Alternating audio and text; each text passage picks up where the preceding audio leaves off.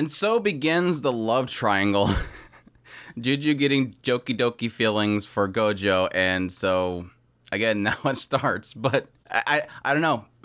I'm assuming there's like big. I mean, I'm a fan of Juju. Let's not get wrong, but I'm assuming that most people out there is like sold on Marin. Juju, stay out of the way. But we'll see. We'll see. That's a conundrum there. It's already kind of hinting at with Juju's feelings that she doesn't want Gojo to know. Now, you can argue it's because she's embarrassed by it, but it really does already kind of give a hint by how she talks that she knows that that's something that she shouldn't do. But we'll see how long that lasts as it goes on.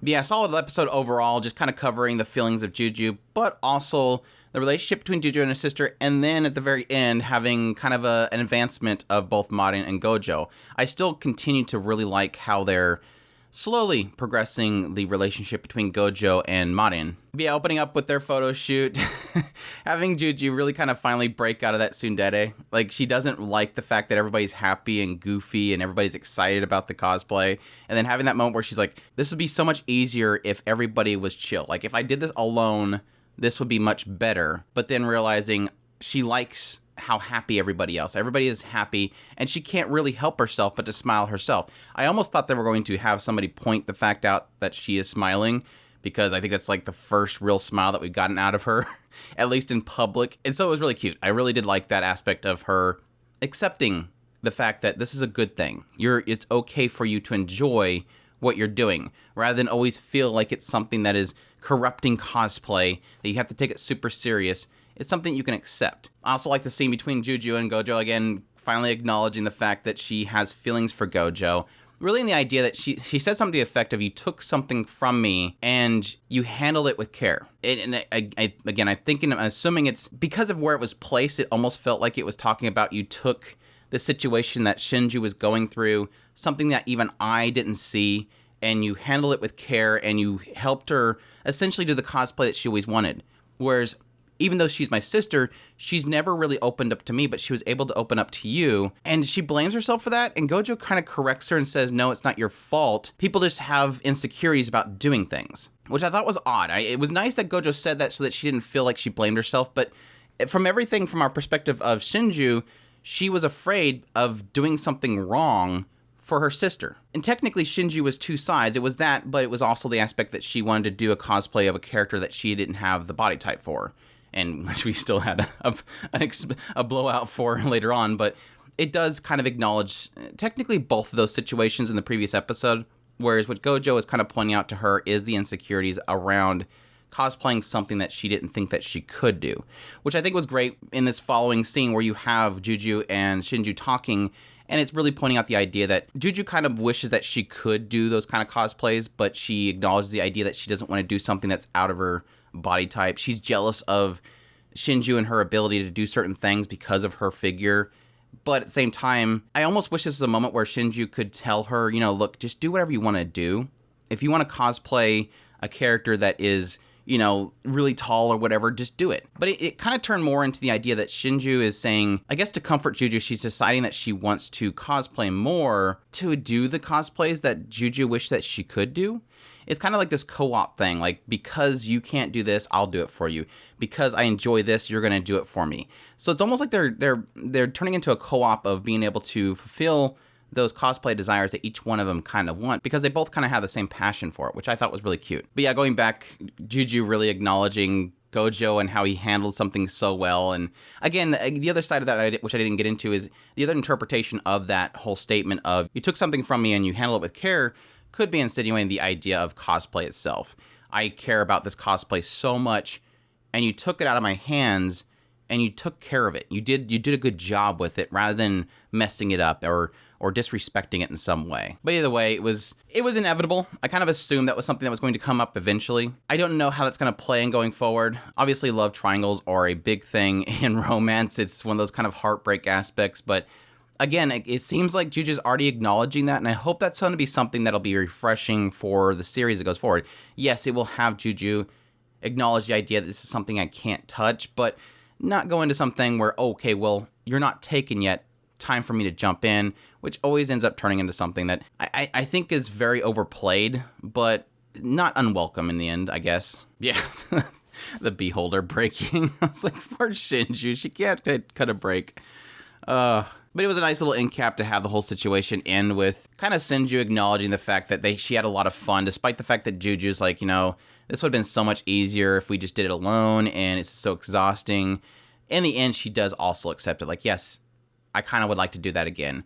But the entire time, again, noting Gojo in the photos and really kind of going doki doki for him. So again, we'll see how that goes in the future. But yes, the rest of the episode really kind of focusing on the cosplay, the new cosplay, which is this character from I thought it was a fighting game at first, but yeah, the oob, the under oob, that's like one of my things.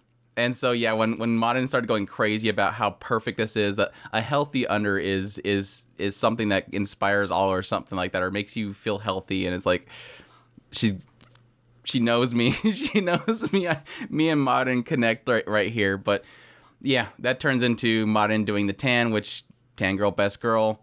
That was a lot of fun. I kind of assumed that she was going to do an applied tan, not just actually go out and get a tan, because that would be, for that much of a tan, would be a lot of effort. But yeah, I kind of assumed that was what they were going to do, but it was a lot of fun having that reaction from Gojo. Like, you just go all in, don't you? Like, you're not even going to hesitate, immediately go tan. But yeah, that was a lot of fun. Moving on to that, she decides to clean up there, which is obviously going to set him off. Wearing his outfit totally sets him off. we're at this point now where sometimes she kind of does it knowingly, but most of the time she's just doing it unknowingly, and we're just kind of getting this continuous Gojo really kind of breaking, which again, I do respect the fact that when I had my complaints in the previous episode about them having her push on him and him freak out, we're kind of breaking away with that. And it was something that we kind of seen with the end of this episode where, yes, he had that uncomfortableness about her because she was going to do this cosplay and he was afraid of seeing her in it, but it acknowledges at this point of this idea of, I can't do that because I can't see you with that. And then Marin kind of accepting like, oh, okay, so this is something that's, he's admitting that it's uncomfortable for him, not in a bad way, but in a way that, he has desires for her, and she acknowledges that. It was a really cute way of kind of cap-ending that. So hopefully that's, again, that realization that she can keep pushing herself on him, but he's not going to react in that usual way. But it was so funny because when they scene changed to them going shopping again, I was like, this guy needs different outfits. And sure enough, they're there for his outfits. And I'm like, thank you. Let's get him a different outfit for once. But no, it ends up not doing anything. In the end, he's still wearing the same outfit. They didn't buy anything, but it was a cute little scene, her kind of seeing him in all these different outfits. And this guy's like, oh man, this can't be her boyfriend. But then the entire time, even though you think that she doesn't like what he's wearing, the entire time she's going, I love them all because it's on him. And then doing the same shirts. That was really cute. Matching shirts that she's hoping that he'll like. But yeah, that also cap in with her again wanting to try on the outfit, and he's like, no, I can't do it. You're gonna have to do it alone. She's thinking that he's gonna dump him. I knew what it was gonna be. He just couldn't watch it. He couldn't see it. But then of course she teases, well, I'll send you pictures later, which was really cute. A really nice little way to end that whole situation. And again, really kind of hitting heavy on both of them kind of realizing this. I almost thought we were gonna get a kiss, but again, it's technically in public and they don't usually do that. But it was really close to that. I think that was an absolute tease. Like they were going for that. They were going for a tease right there. But yeah, really good. Again, it's naturally and progressively kind of pushing the relationship that they have. That makes me really excited for what's coming up. And again, we technically only have 2 episodes left, so hopefully we get something. Hopefully we get something of an acknowledgement there, at least from Gojo's side. We've already pretty much solidified Marin. Gojo's kind of just, I think he's still in that, he's attracted to her, but at the same time, he doesn't seem to get it. He has everything, but he doesn't seem to get it. Like he's got all the things in play, but he doesn't seem to get it. And again, it might play into what he said really early on, that she's just teasing him and that she's out of his league, so to speak. But we haven't really had him acknowledge that since then. And I almost forgot, yes, technically in this episode, we had our first moment of Marin jealous. So that happened. I've kind of mentioned before that it seemed like there's always these moments where you assume she's going to be jealous. Like that moment where he was, helping Juju with her outfit. You assumed she was jealous, but it was a moment of her not really jealous of that interaction, but more jealous of how good Juju is at explaining what he made for her. It's not really a jealousy of, oh, these two are too close to each other.